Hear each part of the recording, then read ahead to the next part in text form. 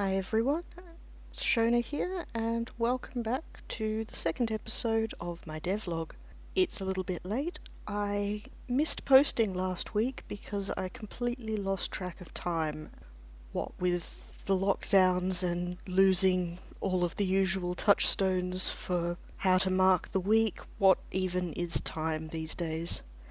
But anyway, I've been working away on the game. I'd originally intended to post another video similar to last week's that was going to be just me sharing some thoughts, but I thought, no, I'm feeling a bit pleased with having made some progress in the last few days, so I'll share it with you.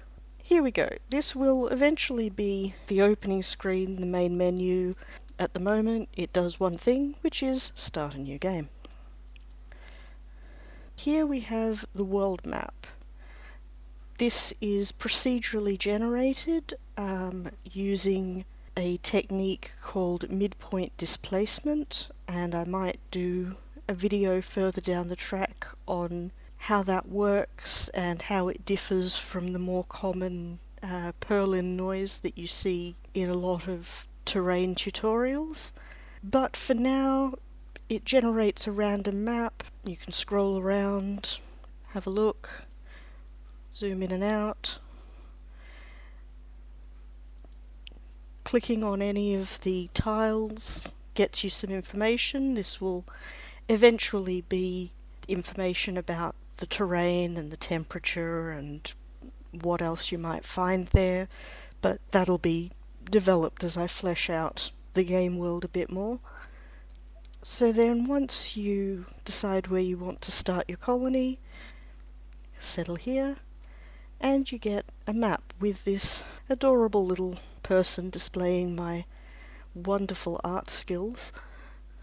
So if we zoom out a bit, now this map is also procedurally generated via midpoint displacement, and one of the things to note is that it takes some information, at least about what's on the outside of it, from whichever tile you selected back in the world. So for example, we selected a green tile signifying plains, and so as you can see, we don't have a great deal in the way of mountains or anything like that. We do have some lakes. Eventually, I hope that there will be rivers, but we don't have rivers yet. They're a lot harder than lakes. At the moment, we have our little person, and they can build a little wall.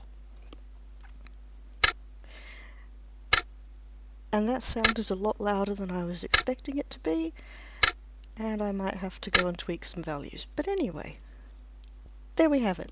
Not a great deal to it, I'll admit. I was hoping to be further along than this by now. I've had a lot of trouble going down paths that proved not to be leading to where I'd like them to go.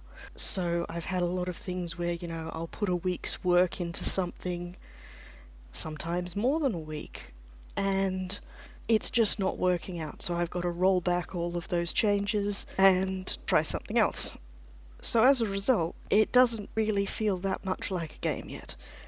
But I'm feeling good about the path that I'm on now, so hopefully that'll change, and hopefully in a fortnight I can do another one of these, and there will be substantial enough changes that it will feel like a game.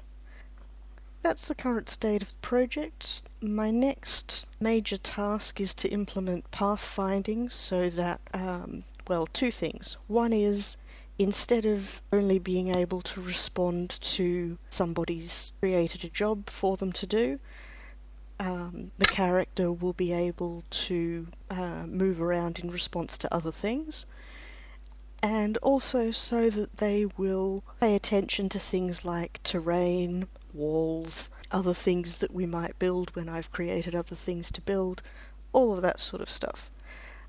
Join me again next week for a discussion about the problem of what to do when you find that you've gone off down a path and it's just not working, which for me is one of the hardest parts of this whole programming project. But I'll discuss that in the next video. So if you think that these might be of interest or of use to you, please give me a like, and please feel free to subscribe so that YouTube will let you know when I post the next one. Until then, take care everyone. Bye.